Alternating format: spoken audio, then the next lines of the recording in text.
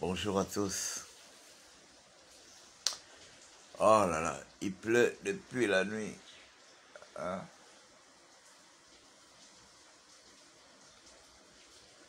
Avec des puissants tonnerres.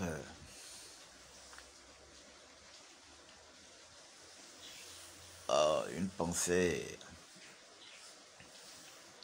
pour toutes les personnes qui habitent des quartiers difficiles. Des quartiers qui s'inondent en permanence. Parce que là, quand il pleut la nuit comme ça commençait depuis la nuit. Jusqu'à présent, la pluie continue de tomber. Il va y avoir des grincements de dents ce matin. Il va y avoir des grincements de dents. Steve Josué, bonjour. Comment vas-tu, jeune homme? Ah, nous, on est debout. Hein.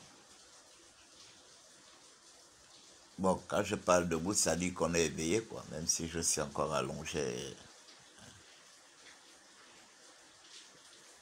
Oh là là.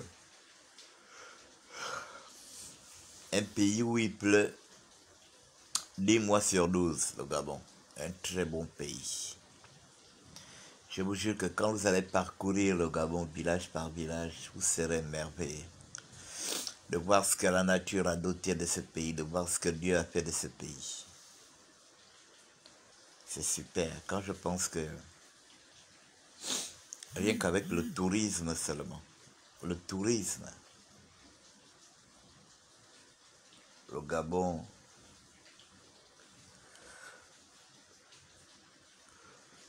on pourrait se faire beaucoup d'argent.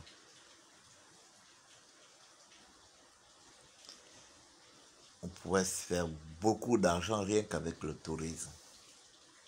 Mais hélas, Dieu nous a tout donné, sauf à la tête du Gabon des gens visionnaires. Mais hélas, mais rien n'est perdu. Rien n'est perdu. Si nos parents n'ont pas pu voir le développement, si nos grands-parents n'ont pas pu voir le développement, nos parents n'ont pas pu voir le développement, nous allons voir le développement avec nos enfants et nos petits-enfants.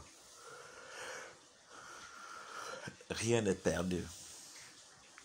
Rien n'est perdu. Voilà pourquoi il faut y croire. Il faut persévérer. Il faut persévérer. Il faut croire. Il faut croire. Il y aura un changement dans ce pays. Arrêtez de penser que c'est la révolution qui va emmener le changement dans ce pays. Ou bien ceux qui rêvent de coup d'État. Il faut arrêter. Ce sont les urnes.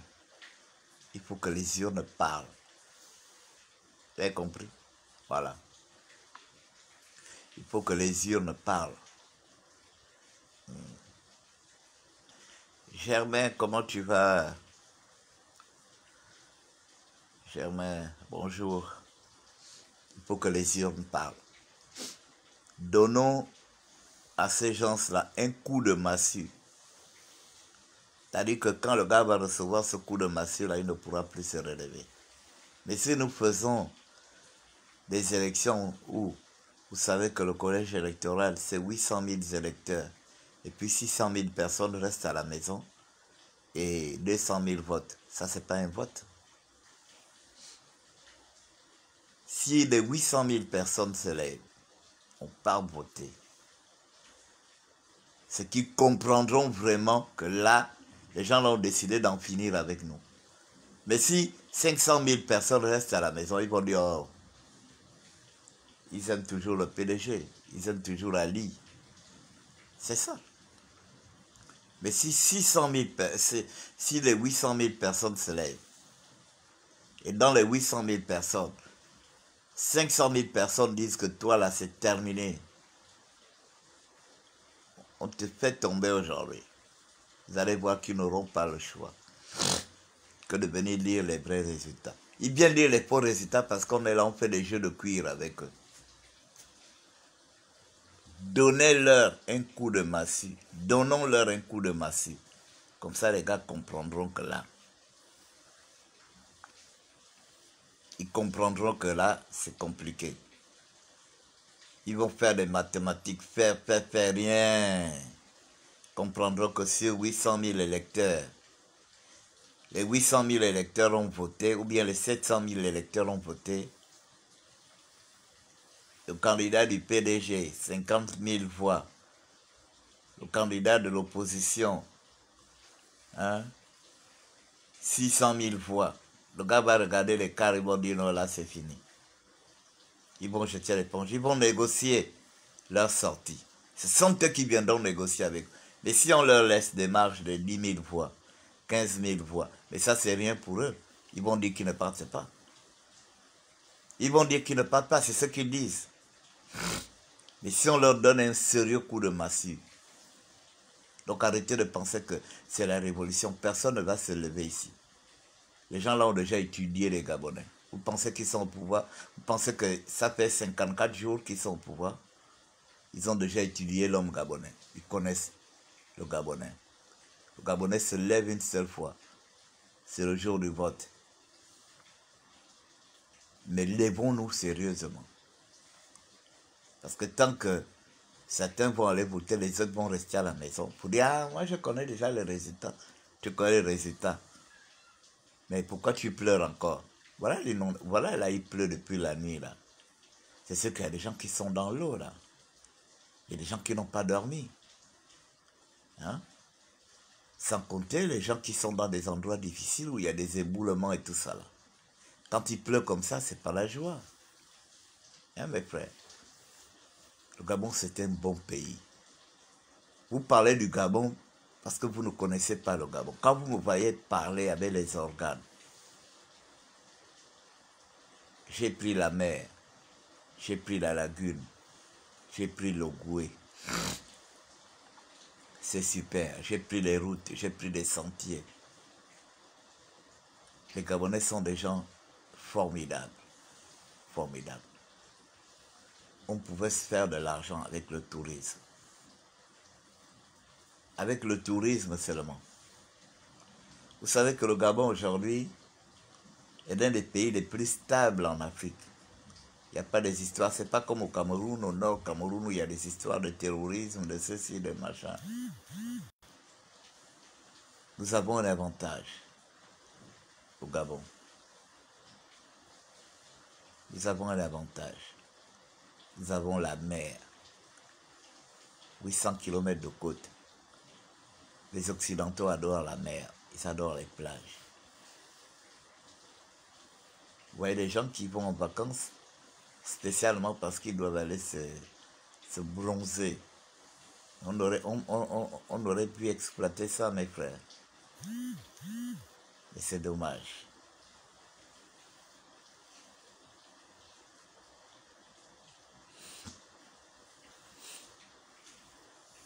Ce n'est pas une question d'opposition forte. C'est le peuple qui n'est pas fort. Qui décide? Vous avez vu en France, non? Qui décide de changer les choses? Est-ce que c'est l'opposition? Quand Macron est arrivé, Macron a travaillé avec Hollande, non? Macron était secrétaire général adjoint de l'Élysée. Après, il est devenu quoi? Il est devenu ministre. Après, il est sorti. Et en sortant, il s'est créé son monde. Ils ont décidé de changer les choses. C'est comme ça. Le problème, c'est que vous voulez quel genre d'opposition? Vous voulez quel genre d'opposition aujourd'hui? Une opposition d'où quelqu'un, on ne sait pas d'où il vient. C'est ça. Mais on n'aura plus ce type d'opposition. Parce que nous avons un parti qui est là, qui a gouverné le Gabon depuis 54 ans. Donc tout le monde a travaillé dans ce système et certains pour ce système.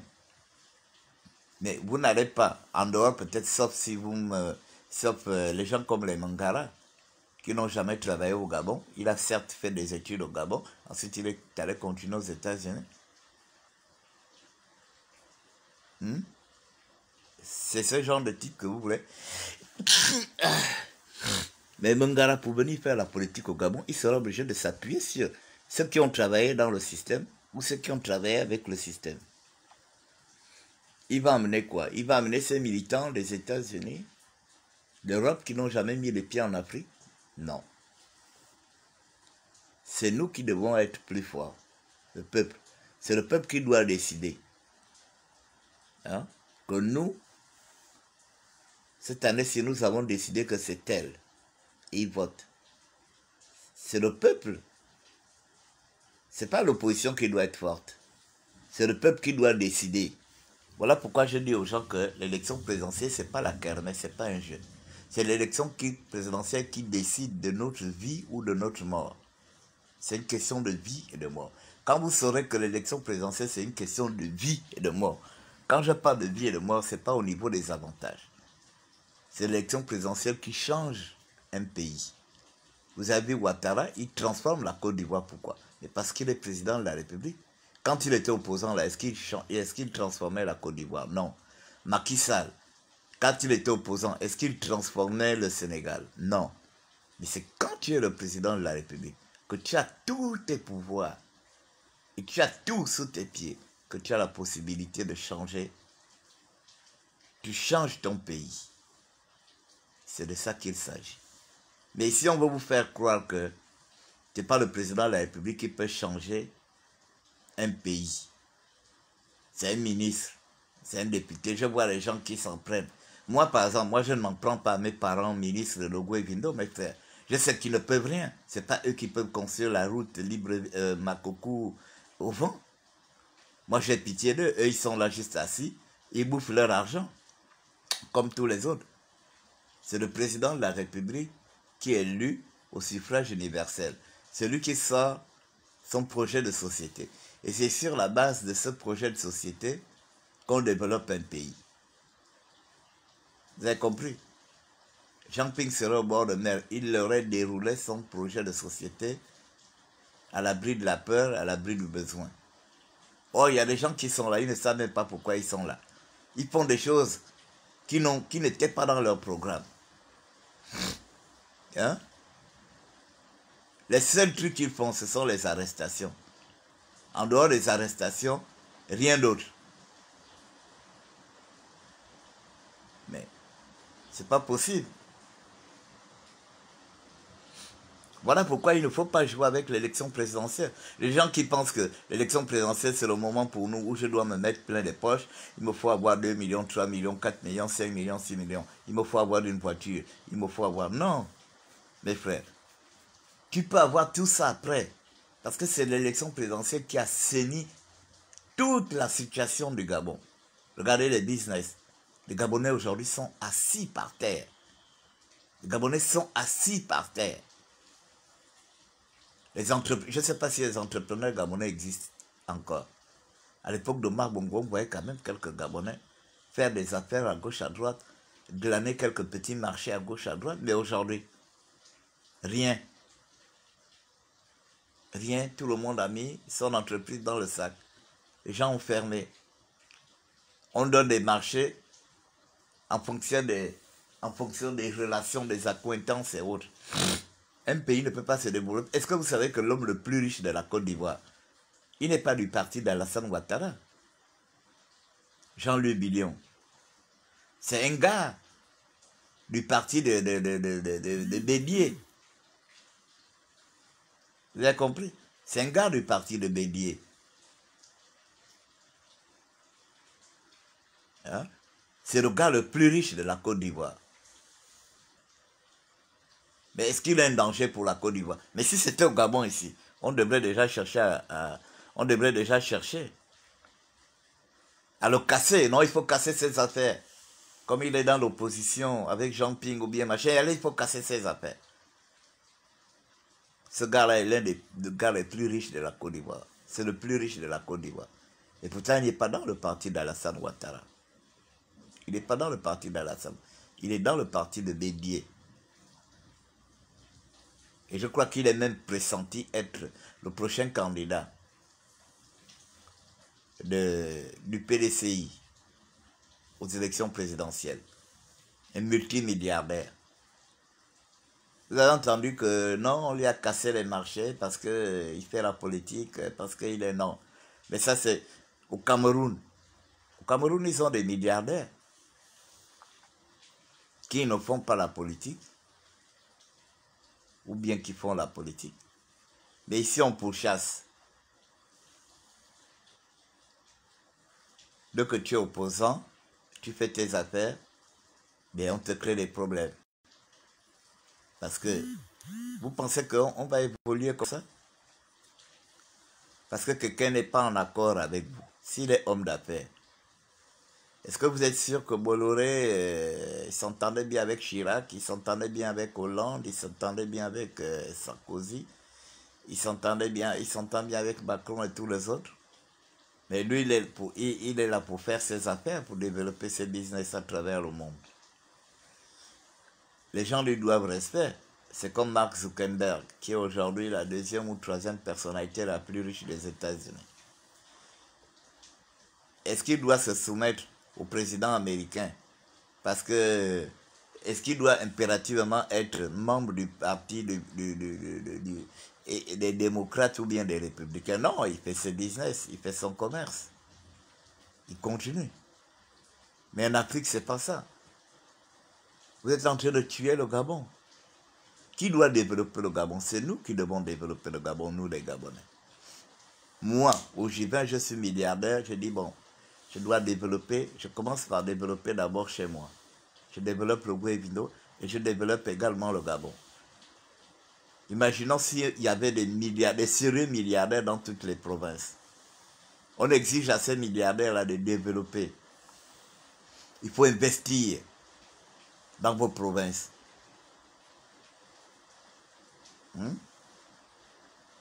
Mais malheureusement, il n'y a pas de milliardaires au Gabon. Ce sont des étrangers qui sont milliardaires au Gabon. On préfère favoriser l'entrepreneuriat étranger sous prétexte que le Gabonais, c'est pas possible. En Côte d'Ivoire, les Ivoiriens sont des milliardaires. Au Sénégal, les Sénégalais sont des milliardaires. Au Mali, les Maliens sont des milliardaires. Mais pourquoi au Gabon, les Gabonais ne sont pas des milliardaires? Je parle en affaires, je ne parle pas des gens qui volent l'argent de l'État pour faire leur machin. Je parle des vrais milliardaires. Hein? Les gens qui sont dans le business, soit dans le transport, soit dans le coton et autres.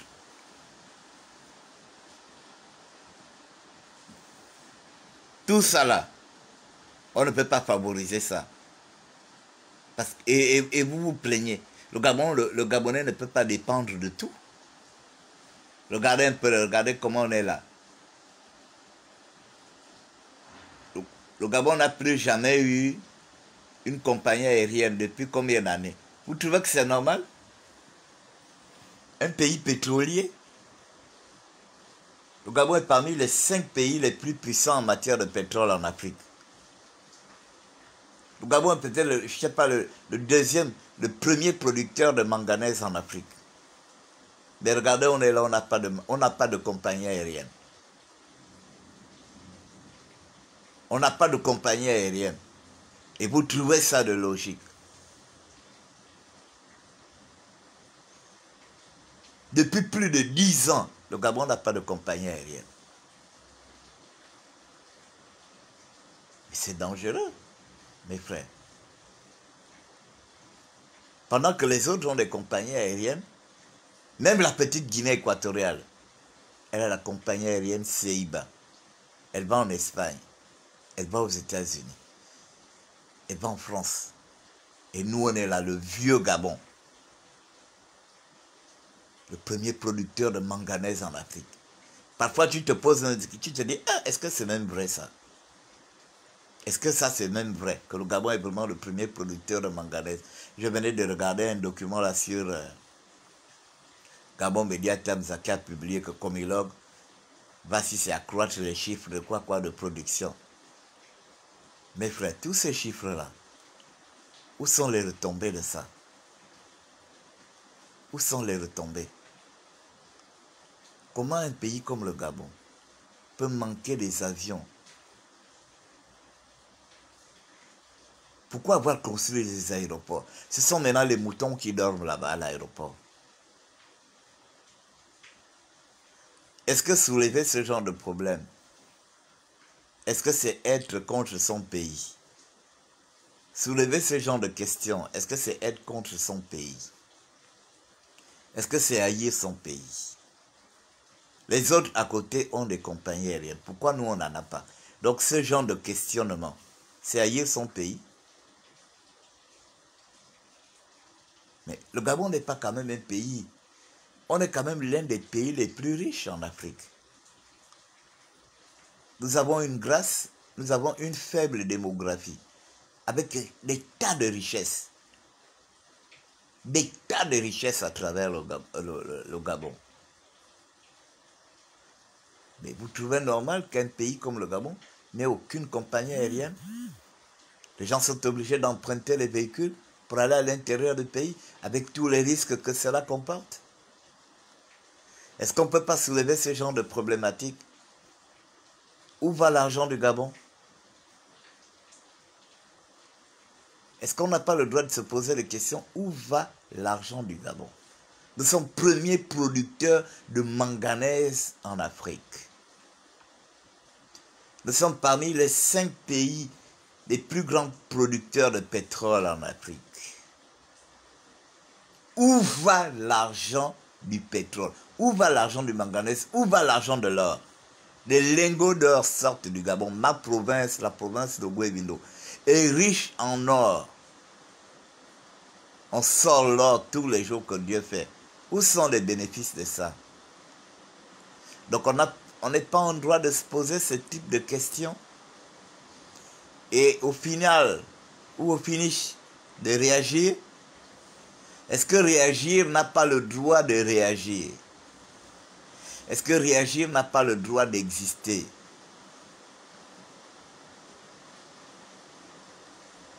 Quand il manque un réseau routier fiable, alors que le Gabon est un pays riche, est-ce que le Gabonais n'a pas le droit de réagir?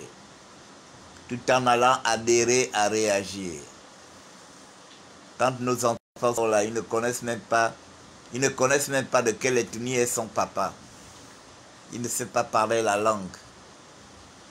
Parce qu'il ne peut pas aller au village avec son père. Parce que la route qui mène au village est fermée, est coupée. Est-ce que le Gabonais n'a pas le droit de réagir? Nous, quand on était petits, dès qu'on prend les vacances de Noël, allez hop, on dit à papa, nous on va au village. Papa va nous déposer au village. On amène nos ballons, on a tout. C'est des matchs tous les jours. On joue contre tel village. On gagne. Demain on rejoue. Ils nous battent. Après demain on demande encore un contre. On gagne. Après ainsi de suite. Quand vous rentrez là et vous êtes en contact avec les parents, vous ne faites que parler. Vous parlez seulement enfant. Avec les parents, tout le monde. Quand vous repartez là, vous êtes content, vous avez passé des bonnes vacances. Avec les grands-parents et autres, vous avez changé d'alimentation. Vous avez joué au ballon fatigué, vous êtes allé vous laver à la rivière. Vous avez fait des petits pièges. Mon premier petit piège que j'avais fait une fois là. Pas loin de la maison, c'est une poule que j'avais tuée au lieu de tuer une perdrix. On ne connaît plus tout ça. C'est quand même dommage.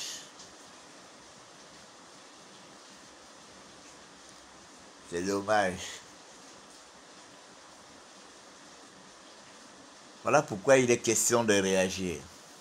Il est question de nous réapproprier notre identité.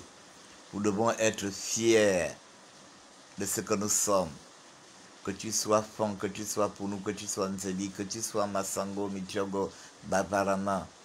Tu dois être fier de ce que tu es. Vous avez compris? Et le complexe, vous devez sortir du complexe. Dieu fait chaque chose en son temps. Si tu n'as pas eu ton père ministre, tu n'as pas eu ton père président de la République, c'est pas grave. Un jour, tu seras certainement président de la République, ou bien tu auras ton père président de la République, ou bien ministre. Chaque chose vient en son temps. Bon, c'était juste un petit coucou. Mais il continue de pleuvoir, là, c'est grave, là. Hein? C'est pas possible. À 9h25, il continue de pleuvoir. Oh là là, alors que j'ai une cérémonie aujourd'hui, hein, à 13h. C'est pas possible.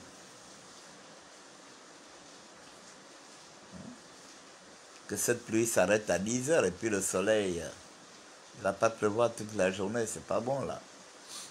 Quand il pleut comme ça avec nos routes là qui sont machin, hein, la chaussée glisse et puis voilà. Donc voilà un peu, hein.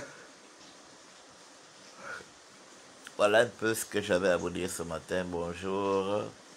Ça passe pas, ça passe ou ça casse. À ce Pepe Onanga, ça passe ou ça casse. Pepe Onanga est passé et il a cassé.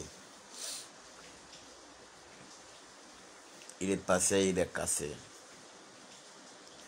Et Gabon. C'est compliqué, hein, Gabon. Un petit peuple qui est compliqué.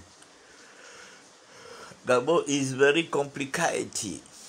It's very complicated, Gabon.